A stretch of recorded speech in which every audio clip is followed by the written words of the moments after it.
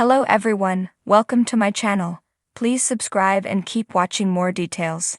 Kathy Swarts confirms Mark Anderson's relationship status. Golden Bachelor alum Kathy Swarts is known for speaking her mind right along with co-star Susan Knowles. The two best friends have teamed up to do their own podcast, Bachelor Happy Hour, Golden Hour. They get the opportunity to speak with many fellow members of Bachelor Nation. One of those they have become friends with is Golden Bachelorette contestant Mark Anderson. Rumors have been flying about Mark dating a celebrity and also about him becoming the next Golden Bachelor. What is true and what isn't? Now it seems Kathy has confirmed his relationship status with her latest social media post. Kathy Swarts seemingly confirms Mark Anderson's dating status. Kathy Swarts and Susan Knowles are two of the most outspoken members of Bachelor Nation. They do not hold back and say what they think. Aside from sharing all the details about their recent facelift surgeries, they also share many other things involving contestants in the franchise. In Kathy's latest Instagram post, she honors Mark Anderson and in doing so seemingly confirms his relationship status. She shared a photo of her standing next to Mark. Both are smiling and she said, "He isn't mine and this is a fine guy who has found his happy. Celebrate Mark Anderson." Fans have been speculating that he is dating One Tree Hill alum Barbara Alyn Woods, but nobody has flat-out confirmed it. They have been seen out on a few different occasions where it seems they even coordinated their costumes. They also shared a video of them doing a TikTok dance that had fans gushing. So it seems Kathy just somewhat confirmed he is dating, and it has to be Barbara. He's not been seen with anyone else. Many fans are really disappointed. There are many fans who are really disappointed that Mark Anderson is taken. So many wanted him to be named the next Golden Bachelor. Now nobody knows who might get that job. Everyone assumed it would be Mark. Bachelor Nation fell in love with him when he was introduced during Kelsey Anderson's hometown date with Joey Graziadei. At that point, fans were demanding he be made the lead. When he appeared in Joan Vasso's season of The Golden Bachelorette, many thought the deal was sealed. Then, Barbara Alyn Woods reportedly slipped into his DMs and the rest is history. What do you think about Mark being off the market? There's a lot of disappointed women out there now. Kathy Swarts sat at the edge of her seat, teacup trembling in her hands, the anticipation almost too much to bear. The little cafe buzzed around her, but the noise faded into the background as her eyes scanned the room. The town of Windermere was small enough that secrets rarely stayed hidden for long. But today, Kathy held a truth that could rival the juiciest gossip the community had ever seen. Mark Anderson, the town's enigmatic bachelor, was officially off the market. To those unfamiliar with Windermere, this might not seem like earth-shattering news, but Mark Anderson was no ordinary man. Tall, with salt and pepper hair and a jawline sharp enough to cut glass, Mark carried an air of mystery that made him irresistible. He had moved to Windermere 2 years ago, opening a quaint bookstore downtown, in a town where everyone knew everyone's business. Mark's past was a blank slate, and his silence about his personal life only fueled the town's obsession. For months, rumors had swirled about potential love interests. Some speculated he had a secret girlfriend in another town. Others thought he might be recovering from a tragic heartbreak. Kathy had heard it all and, like any good Windermere resident, added her theories to the mix. But today she didn't need theories, she had facts. The bell above the cafe door jingled, snapping Kathy out of her thoughts. Her best friend, Laura Thompson, breezed in, scarf trailing behind her like a banner.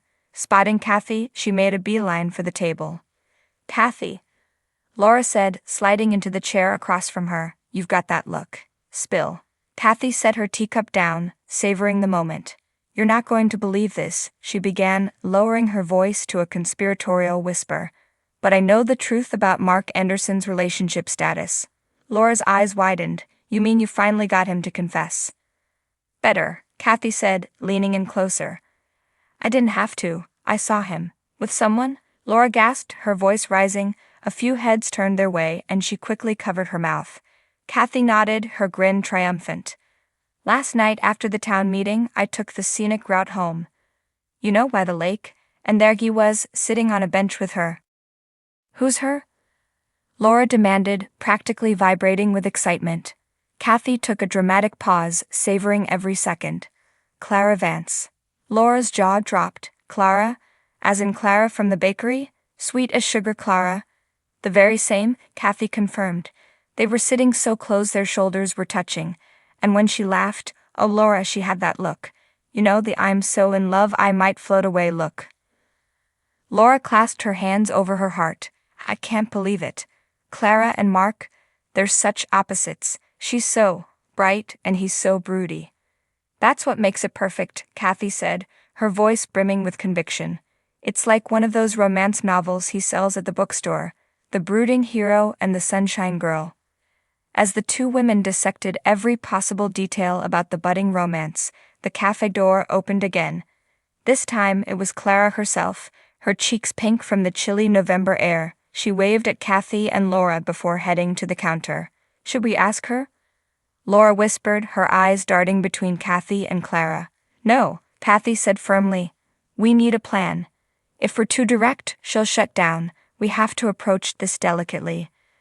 Their whispered scheming was interrupted by Clara approaching their table, her to-go coffee in hand.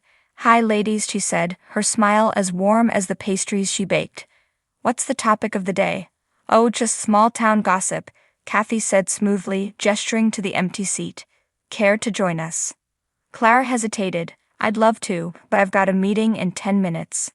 A meeting? Laura asked, her tone loaded with curiosity. Clara nodded, her smile turning coy. Yep, important business to discuss. With that she gave a little wave and disappeared out the door, leaving Kathy and Laura staring after her. You don't think? Laura began. Oh, I do, Kathy said, her eyes narrowing. That wasn't just any meeting, that was a date. The rest of the day, Kathy couldn't focus on anything but her discovery. She replayed the scene by the lake over and over, analyzing every detail. Was Clara's hand resting on Mark's knee? Was that a blush on his usually stoic face? The possibilities were endless. By the next morning, Windermere was buzzing. Kathy's subtle hints to a few trusted friends had spread like wildfire. By noon, it was all anyone could talk about. Even old Mr. Thompson at the hardware store had an opinion. I always knew that boy had a soft side, he said, nodding sagely. Clara's a good match for him. She'll bring him out of his shell. Mark, oblivious to the growing speculation, went about his day as usual. But Clara wasn't so lucky. By mid-afternoon, customers at the bakery were dropping not-so-subtle hints. Anything new and exciting in your life? Mrs. Harper asked, winking as Clara handed over a bag of croissants. Business as usual, Clara replied, her cheeks tinged pink. But the crowning moment came that evening at the bookstore. Kathy, armed with a stack of romance novels she didn't need, walked in with Laura in tow. Mark stood behind the counter, his expression as unreadable as ever. Evening, ladies, he said, his voice deep and calm. Looking for anything in particular? Oh, just browsing, Kathy said, her tone light. She wandered toward a display of new releases, leaving Laura to make small talk. So Laura began, leaning casually on the counter. Busy day.